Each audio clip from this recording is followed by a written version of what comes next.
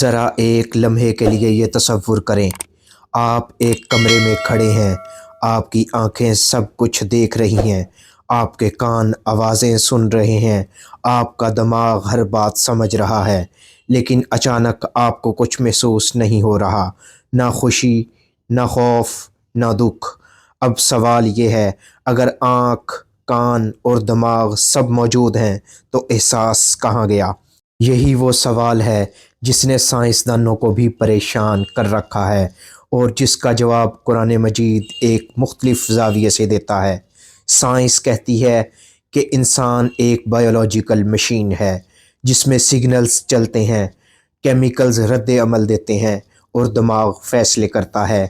لیکن پھر ایک مسئلہ پیدا ہوتا ہے، اگر انسان صرف مشین ہے تو پھر محبت کیوں تکلیف دیتی ہے، جدائی کیوں رلا دیتی ہے، اور کوئی بات دل کو کیوں چھو جاتی ہے؟ مشین تو محسوس نہیں کرتی۔ اب ذرا ایک تجربہ سنیے۔ دنیا کے بڑے ہسپتالوں میں ایسے مریض سامنے آئے جن کا دماغ عارضی طور پر کام کرنا بند کر گیا تھا۔ سائنس کے مطابق انہیں کچھ یاد نہیں ہونا چاہیے تھا، لیکن جب وہ واپس آئے تو انہوں نے ایسی باتیں بتائیں جو انہوں نے اپنی آنکھوں سے نہیں دیکھیں اور اپنے کانوں سے نہیں سنی۔ انہوں نے کہا، ہم نے خود کو اوپر سے دیکھا، ہم نے ڈاکٹروں کو باتیں کرتے سنا، ہم نے ایک عجیب سکون محسوس کیا۔ یہ تجربات نیئر ڈیتھ ایکسپیرئنس کہلاتے ہیں۔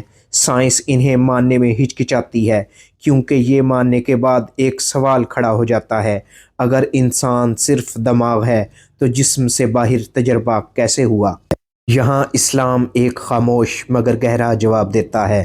قرآن کریم کہتا ہے، انسان کا جسم مٹی سے ہے، لیکن اس میں اللہ کی طرف سے ایک امانت ہے جسے روح کہا جاتا ہے، اور جب روح نکل جاتی ہے تو جسم وہیں رہ جاتا ہے جہاں وہ تھا، بالکل ویسے ہی جیسے موبائل فون موجود ہو لیکن بیٹری نکل جائے، موبائل وہی، اسکرین وہی، لیکن زندگی ختم۔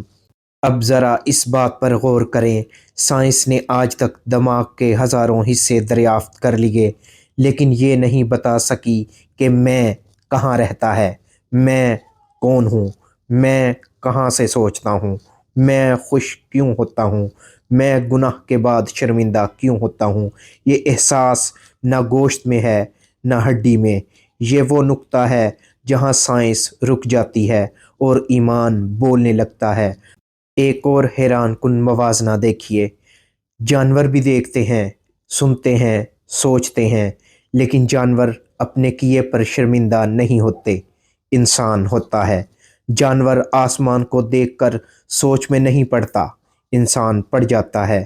جانور موت سے پہلے زندگی کا مقصد نہیں پوچھتا، انسان پوچھتا ہے۔ کیوں؟ کیونکہ انسان صرف جسم نہیں، ایک ذمہ داری ہے۔ اسی لیے جب انسان صرف دنیا کے پیچھے بھاگتا ہے تو سب کچھ پا کر بھی خالی رہتا ہے، اور جب وہ اللہ کو یاد کرتا ہے تو تھوڑے میں بھی مطمئن ہو جاتا ہے۔ یہ فرق جسم کا نہیں، روح کا ہے۔ اب آخری بات جو شاید آپ نے پہلے کبھی اس زاویے سے نہ سنی ہو، اگر انسان صرف جسم ہوتا تو قبر میں سوال نہ ہوتے، اگر انسان صرف دماغ ہوتا تو نیت کا حساب نہ ہوتا۔ اصل حقیقت یہ ہے کہ ہم جسم کے ذریعے زندگی گزار رہے ہیں، لیکن اصل ہم کچھ اور ہیں، اور یہی کچھ اور ہماری کامیابی یا ناکامی کا فیصلہ کرے گا۔ اگر یہ ویڈیو آپ کو خاموش کر گئی ہو تو سمجھ لیجئے بات دل تک پہنچ گئی ہے۔ ڈسکور پوائنٹ پر ہم شور نہیں، سوچ پیدا کرتے ہیں۔ اگر آپ چاہتے ہیں کہ ایسی ویڈیو مزید آئیں تو چینل کو سبسکرائب کریں۔ اپنا بہت خیال رکھیے گا۔ اللہ حافظ۔